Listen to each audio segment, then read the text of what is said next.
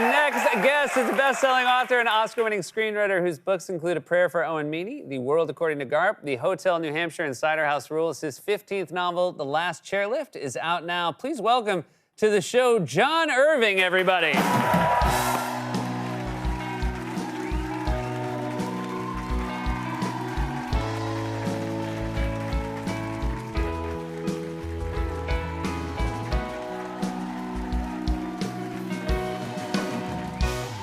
Welcome to the show, John. I'm so honored to have you here. Thank you, thank you. Now, this is your 15th book. You're a prolific writer. This is 900 pages. This is the longest one.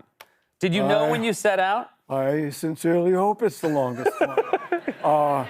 I'm almost certain. Yeah, you're not going to beat this record? No, there's only short trains in the station. That's it. Did you, when you had the idea, did you know this is going to be the long one?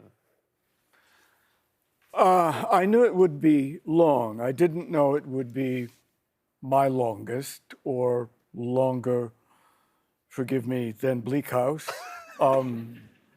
Almost as long as David Copperfield. I didn't know it would be that long. But when you follow the lives of the main character's extended family,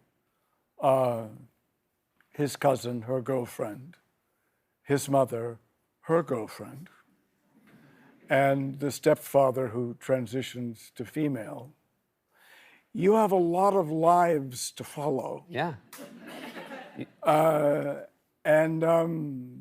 It's my intention to take each of those characters to an ending.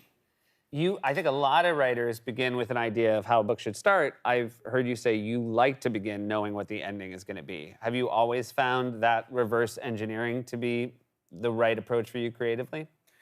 Always, yes, but I needed to write 4 books before I realized it wasn't going to change. I needed to realize that there wasn't something really wrong with me. It's that I see endings first. I don't have the confidence to begin a novel unless I'm writing toward an ending that I have foreseen, that is, in my mind, predetermined. And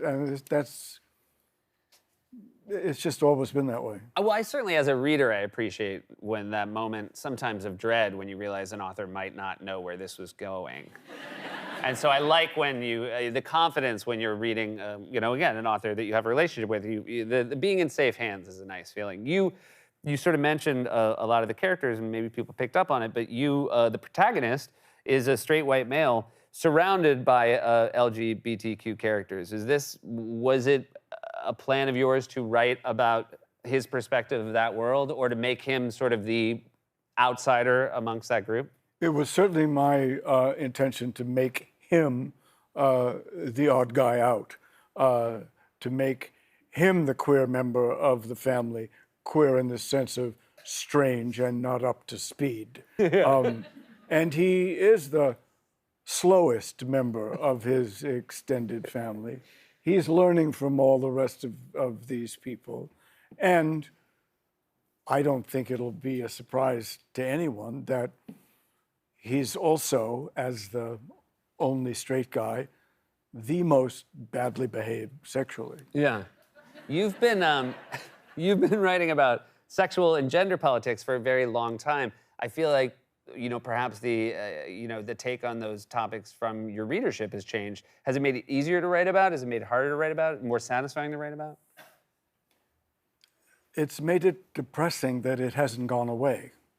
The issues. Yeah. I remember when I was starting The World According to Garp that I was even naive enough to imagine that a novel about these extremes of sexual intolerance, these extremes of sexual hatred, I honestly thought the novel was in danger of being passé or out of date before I published it. Another book of yours, Cider House Rules, which took place in the 40s and was sort of a book about what would happen if abortion was illegal. Is it also shocking to you that we haven't, or it seems as though maybe we moved past it and now maybe we're moving back? Well, we sure are moving back. I remember at the time, some of my friends thought it was quaint that I was writing an historical novel about that time when abortion was unsafe and illegal.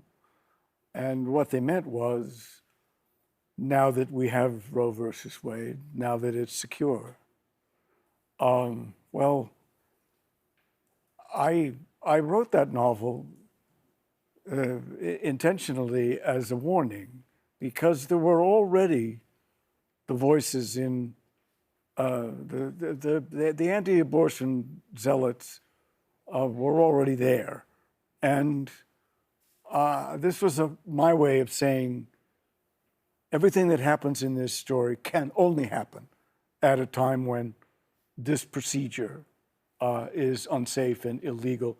Do you really want to go back there? And it doesn't make me feel prescient.